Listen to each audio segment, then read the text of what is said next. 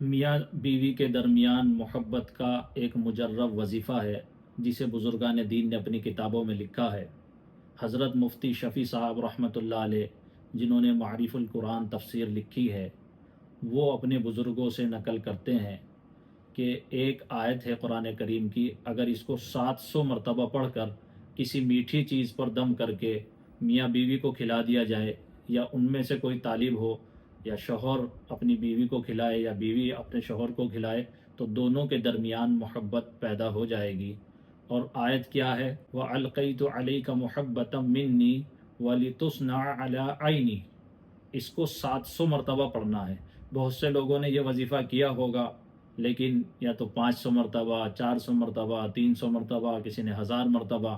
بزرگان دین کے مجربات میں یہ بات ہوتی ہے، جتنی مقدار انہوں نے کہی ہے اتنی ہی پڑھیں، اور جس طریقے سے انہوں نے بتایا ہے اتنا ہی کریں۔ اس کے علاوہ اس کو آگے پیچھے کرنے سے پھر وہ وظیفہ ان کے مجربات میں سے نکل جاتا ہے۔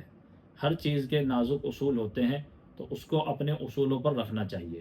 700 مرتبہ یہ مقدار حضرت مفتی شفیع صاحب نے لکھی ہے۔ اس کو 700 مرتبہ پڑھ کر کسی میٹھی چیز پر دم کر کر، کوئی دوسرا آدمی اگر یہ چاہتا ہے، گھر کا کسی کی ماں یہ چاہتی ہے، یا پھر گھر کے بڑے لوگ، یا پھر کوئی اور، یا بچے یہ چاہتے ہیں ہمارے ماں باپ میں محبت ہو جائے، تو اس کو دم کر کے میٹھی چیز پر، چاہے وہ چینی ہو، شکر ہو، کوئی بھی چیز ہو، اس پر دم کر کے ان کو کھلایا پلایا جا سکتا ہے۔ اور زوجین کے علاوہ اگر کسی اور میں بھی محبت پیدا کرنی ہے، ماں بیٹے میں کرنی ہے، یا پھر اور بھائی بہن میں کرنی ہے، یا کسی بھی رشتے میں قریبی، تب بھی یہ عمل کیا جا سکتا ہے۔